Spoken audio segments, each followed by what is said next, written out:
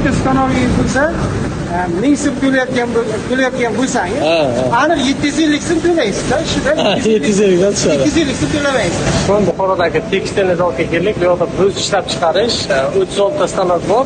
Mana shu stanoklarning har biriga etap invertorlarimizni qo'yib boramiz. So'mdan aka, stanoklarga qanaqa effektlar beryapsiz ishlatishda?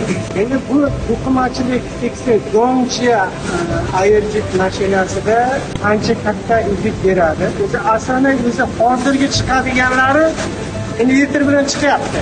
Buni o'zi.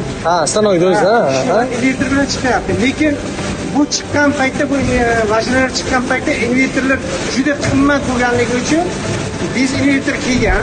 Buni qo'yganimizdan keyin natijasi, masalan, havodan ekonom qiladi.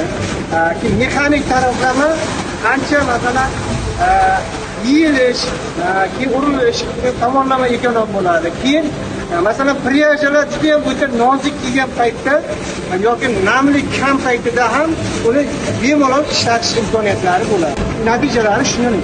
Necha foizgacha ekonom bo'lyapti so'mdan aka? Misol uchun foizlarga olsak, bitta stanok bo'lmasa sizga. Masalan, elektr energiyaga kelsak, elektr energiya ekonomikasiga 30-35%, bo'lmaganda 25% aniq ekonom. Aniq ekonom qilib beradi. Masalan, boriki 10 ta stanogingiz bo'lsa, 1000 so'm to'layotgan bo'lsangiz, aniq 750 so'm to'laysiz-da, shunda 750 dan tushadi. 250 so'm to'lamaysiz.